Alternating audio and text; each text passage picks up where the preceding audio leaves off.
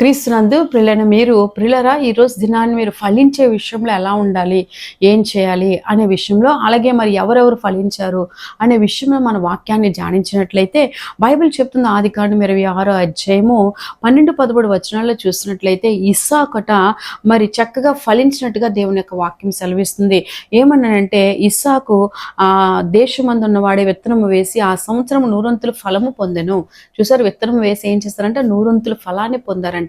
ఈరోజు కూడా మీరు కూడా మరి విత్తనాలు వేయటం అని అంటే ప్రభువుని యేసు యందు మీ సమస్యలన్నీ కూడా మీరు తెలియపరిచినప్పుడు, మీరు దేవుని ప్రతిరోజు అడుగుతునేటప్పుడు ఒక దినాన్ని మీరు నూరంతులుగా ఫలాన్ని చూస్తారు పిల్లరా.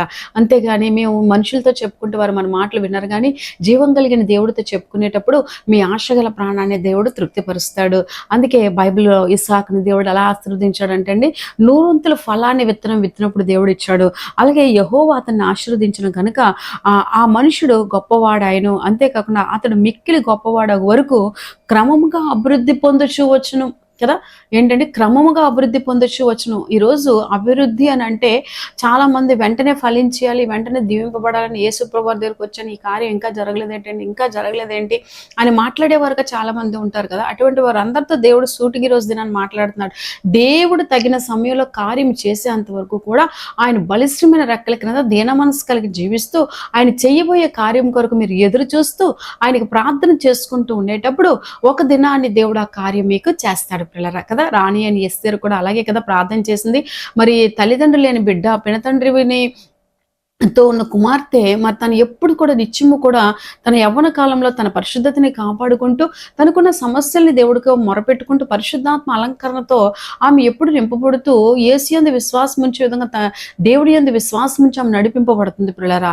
అలా నడిపింపబడుతున్న ఆమె భక్తి జీవితం ఒకరోజు దినాన్ని సంపూర్ణమైనప్పుడు ఆమె యందు దేవుడికి దయ కలిగి మరి రాజుకు భారీగా దేవుడు ఆమెని సిద్ధపరిచారు కదా. మరి మీ జీవితంలో కూడా అటువంటి అద్భుతాలు చూడాలి అని అంటే మీరేం చేయాలంటే నిరీక్షణ ఓర్పు కలిగి మీరేంటంటేనంటే దేవుడు ఆశీర్వదిస్తాడు. ఇస్సాకును ఆశీర్వదించిన దేవుడు మిమ్మల్ని కూడా ఆశీర్వదిస్తాడు. అదే ఆదికాండంలో చూసినట్లయితే 24వ అధ్యాయము మరి 1వ వచనం, అబ్రహాము బహుకాలము గడిచి వృద్ధుడై ఉండెను, అప్పటికి కూడా అన్ని విషయాలు యెహోవా అబ్రహాముని ఆశీర్వదించను. చూసారా, దేవుడు ఏం చేస్తాడంటే అండి అబ్రహామును కూడా ఆశీర్వదించాడు. సో మిమ్మల్ని కూడా దేవుడు ఏం చేస్తాడంట ఆశీర్వదిస్తాడు. దేవుడు ఆశీర్వదించే దేవుడే కానీ శపించే దేవుడు కానే కాదు పిల్లలు. మీ క్రియలు పెట్టే ఆ శాపము ఆ పాపము అనేది మీ వెంట వస్తుంది, కానీ మీ హృదయము దేవుని కొరకు సంపూర్ణంగా నిర్ణయించుకున్నప్పుడు మాత్రము ఎట్టి పరిస్థితులు అటువంటిది రాదు. ఎందుకనంటే అబ్రహాంతో పాటు లోతు కూడా ప్రయాణం చేశాడుగా. లోతు కూడా ప్రయాణం చేసినప్పటికీ కూడా అబ్రహాము దీవింపబడినట్టుగా చూస్తున్నాం. లోతు యొక్క జీవితము ఎంతో వేదనకి గురి అయిపోయినట్టుగా కూడా మనం చూస్తున్నాం. కారణం ఏంటంటే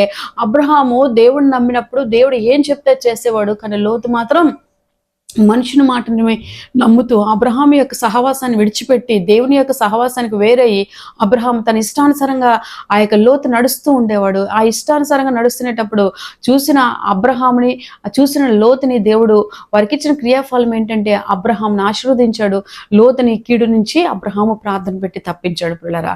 కనుక దేవుడు మిమ్మల్ని ఖచ్చితంగా ఆశీర్వదిస్తాడు. అయితే తను ఒక మాట చెప్తారు, ఏమనంటే మీరు బహుగా ఫలించాలి అంటే మరి యోహాను సువార్త 15వ అధ్యాయం 1-5 వచనాలు మనం ధ్యానించినట్లయితే అక్కడ ఏమని రాయబడి ఉంటుందని అంటే, నేను నిజమైన ద్రాక్షవల్లిని, నా తండ్రి వ్యవసాయకుడు, నాలో ఫలింపుని ప్రతి తీగను ఆయన తీసి పారవేయను. కనుక ఈ రోజు దేవునితో మీరు అంటుకట్టబడాలంటే లోకానికి వేరే జీవించాలి. లోకంలో మిళితమైపోతూ దేవానను దీవించు అంటే మీరు ఏ దీవెన కలిగి ఉన్నా సరే లోకంతో కలిసి ఒకరోజు దినాన్ని దాన్ని సంపూర్ణంగా సంతోషించలేక ఎప్పుడు చూసిన జీవితము అసంతృప్తిగా జీవిస్తూ ఉంటారు పిల్లరా. అది యేసు ప్రభువు వారితో జీవించేటప్పుడు మీరు కలిగింది కొంచెమైనాను ఎంతో సంతోషంగా ఆనందంగా ఉంటూ తృప్తికరమైన జీవితాన్ని జీవిస్తూ ఉంటారు పిల్లలు. ఈరోజు ఎంతమంది అండి ధనవంతులకి తృప్తి ఉందా?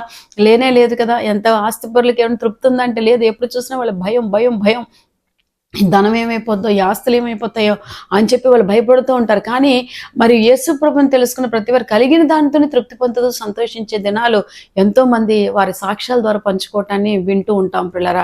కనుక బైబిల్ ఏమైనా సెలవిస్తుందనంటే ద్రాక్షావళిని నేను అంటున్నాడు కాబట్టి నేత్రాశ, శరీరాశ, జీవకుటుంబం అనేటువంటివి వేర్లన్నీ కూడా తీసేసుకొని వాక్యానుసారమైన జీవితాన్ని మీరు జీవించి ప్రభు దీవెనల్ని మీరు పొందుకోవాలని చెప్పి నేను మీకు తెలియజేయటం జరుగుతుంది.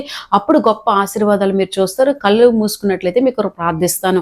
మహోన్నతుడా, మహిమోన్నతుడా, సర్వశక్తిమంతుడా, ఇగో ప్రభా పనికిరాని తీగలన్నీ తీసుకొని నీ కొరకు ఎదురు చూస్తున్న కుమార్తె కుమారుల్ని నిండారాలుగా దీవించి వాళ్ళని బహుగా ఫలింప చేయండి ప్రభా. వాళ్ళలో బలహీనత కలుగు చేస్తున్న దురాత్మ శక్తుల నుంచి వాళ్ళని విడిపించండి ప్రభా. ఆశీర్వాదపు సోపానాలతో వాళ్ళు నింపినట్టుగా నీ మాటను అనుసరించి నడిచి నీ దీవెనలు పొందుకున్నట్టుగా కృప దయచేయమని యేసయ్య నామములో అడుగుచున్నాం తండ్రి. ఆమేన్.